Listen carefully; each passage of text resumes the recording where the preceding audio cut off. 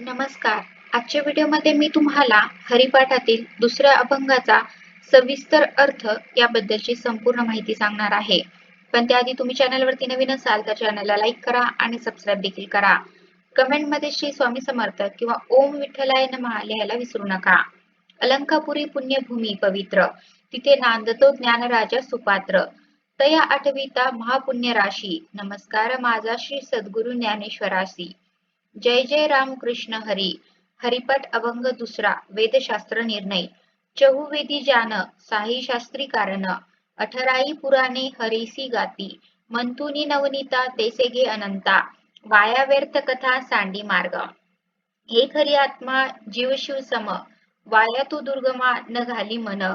ज्ञानदेवा पाठ हरी हा वैकुंठ, भरला गंधाट हरी दिसे. माऊली सांगतात ऋग्वेद, यजुर्वेद, सामवेद आणि अथर्ववेद या चारही वेदांनी सांगितलेले ज्ञान श्रीहरीचेच आहे. तसेच ज्ञान, वैशेषिक, सांख्य, योग, मीमांसा व वेदांत या सहाही शास्त्रांनी जगाचे अधिकारण श्रीहरीच असल्याचे सिद्ध केले आहे. आणि भागवतात ही 18 पुराणे तर श्रीहरीचेच गुण गात असतात. दह्यात व्यापून राहिलेले लोणी जसे घुसळून वेगळे काढता येते, तसे वेदशास्त्र पुराणांनी सांगितलेल्या विचार मंथनाने सर्वत्र व्यापून राहिलेल्या अनंताचा, भगवंताचा अनुभव घे. नामस्मरणाखेरीज अन्य निरर्थक गप्पा गोष्टीत वेळ घालू नकोस. तसेच प्रपंचात गुंतविणारे अन्य मार्गही सोडून दे.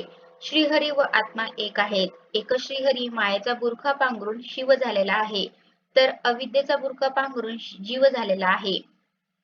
म्हणून त्याच्या प्राप्तीसाठी नामस्मरण सोडून यज्ञ, यागादी किंवा हट्ट योगाती अवघड साधन मार्गात तू लक्ष घालू नकोस. श्री ज्ञानदेव माऊली म्हणतात, हरिहरी म्हणणे हाच माझा नित्यपाठ आहे. तेच माझे वैकुंठ आहे. तो हरीच सर्वत्र घनदाट भरलेला मला दिसत आहे.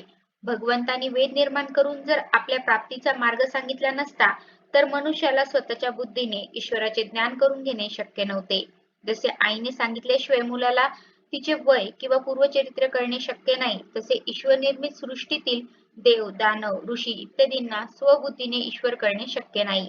म्हणूनच ईश्वराने वेद, शास्त्रे, पुराणे निर्माण करून त्यातून कर्म, ज्ञान, उपासना, योग वगैरे ईश्वर प्राप्तीचे साधन मार्ग प्रकट केले आहेत.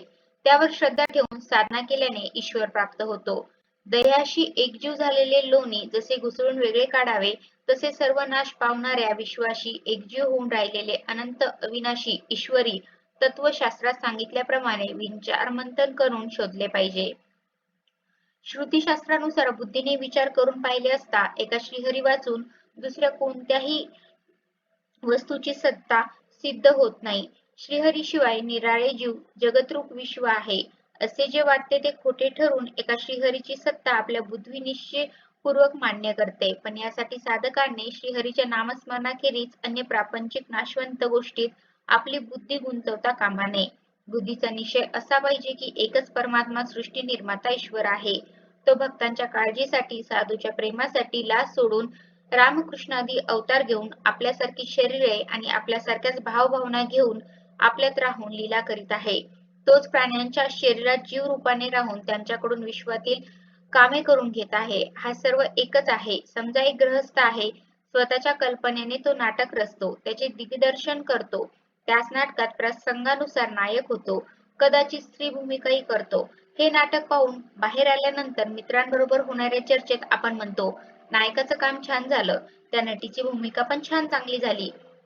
मुळात नाटक चांगलं झालं आहे.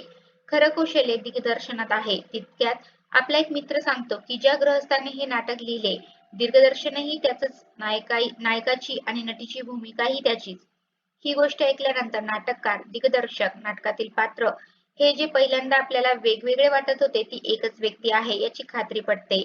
तसेच वेदशास्त्र, संत सज्जन हे जे आपले सद्गुरू आहेत, त्यांच्या वचनावर विश्वास ठेवून बुद्धीने विचार केला की एकच परमात्मा या सर्व रूपाने नटलेला आहे हे लक्षात येते आणि सतत नामस्मरणाने शुद्ध झालेल्या चित्ताला याची खात्री पटते. म्हणून माऊली म्हणतात, चित्तशुद्धीसाठी यज्ञयाज्ञ, हठयोग, पंचाग्नी साधन, तप यासारख्या अवघड साधनांची काहीही गरज नाही.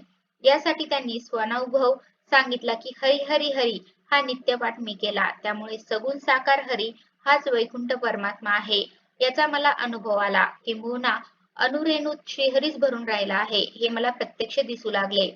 तात्पर्य वेदशास्त्रांच्या आणि संतांच्या सांगण्यावर विश्वास ठेवून सगुण श्रीहरीचे अखंड नामस्मरण करावे. त्याचबरोबर तोच भगवंत स्थिरचर व्यापुनी अवघा दशांगुळे उरला याचे भान ठेवावे. त्याच्याशिवाय प्रपंच नावाची दुसरी वस्तूच नाही असा निश्चय करावा. भगवंताच्या प्राप्तीचा इतका सोपा मार्ग असताना यज्ञयाग, तीर्थयात्रा, योग इत्यादी कठीण मार्गाने जायचं कशाला? शेवटी माऊलींनी एका हरिपाठानेच वैकुंठ परमात्मा भेटल्याचा व तोच चराचरात व्यापून राहिल्याचा आपला स्वतःचा अनुभव सांगितला आहे. तर अशा प्रकारे आजच्या व्हिडिओमध्ये मी तुम्हाला हरिपाठातील दुसऱ्या अभंगाचा सविस्तर अर्थ याबद्दलची संपूर्ण माहिती सांगण्याचा प्रयत्न केला आहे. कसा वाटला तुम्हाला माझा आजचा व्हिडिओ कमेंट करून नक्की सांगा. धन्यवाद.